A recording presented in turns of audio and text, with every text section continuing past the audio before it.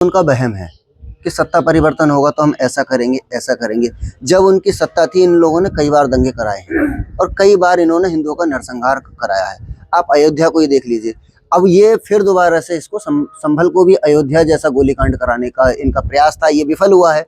अब ये हमारे जो है एसपी साहब के बिश्नोई जी के माध्यम से कह लीजिए, संभल के डीएम साहब के माध्यम से कह लीजिए, या अनुज चौधरी जी के माध्यम से कह लीजिए, जो इनके मंसूबे हैं ये सफल नहीं हो पाए हैं। इस वजह से ये लोग बौखलाए हुए हैं कि जो है यहाँ के प्रशासनिक अधिकारियों ने लॉ एंड ऑर्डर को बिल्कुल कंट्रोल में कर रखा है। और अनुज चौधरी जी ने कोई बयान गलत नहीं दिया है, उन्होंने लॉ एंड ऑर्डर को मेंटेन करने के लिए ये सारी चीज़ें शुरुआत में पहले ही पीस कमेटी की मीटिंग ली और ये सारी चीज़ें समझाई हैं कि अगर किसी को दिक्कत हो तो उस दिन ना निकले, क्योंकि साल में 52 बार जुम्मा आता है, एक बार ही होली आती है।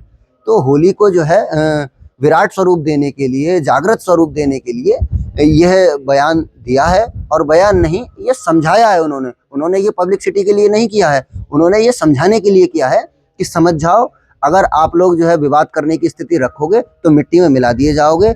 ये महाराज जी की भी ये नीति है कि अगर जो कोई भी व्यक्ति दंगा करेगा उसे छोड़ा नहीं जाएगा, उसे बख्शा नहीं जाएगा। उसी चीज़ को लेकर सीओ अनुज चौधरी जी ने इन्हें समझाने का प्रयास किया, कोई बयानबाजी इस प्रकार की नहीं की है।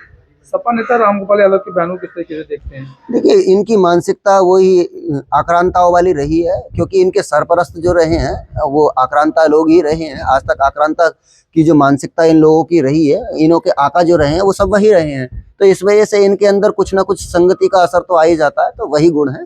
और ये दिखा रहे हैं ये सारी चीज़ें करके कि हम जब सत्ता परिवर्तन होगा तो ये सारी चीज़ें करेंगे। ये उनके मन का वहम है कि सत्ता परिवर्तन होगा, क्योंकि उत्तर प्रदेश सरकार काम कर रही है तो सत्ता परिवर्तन होने का कोई चांस ही नहीं।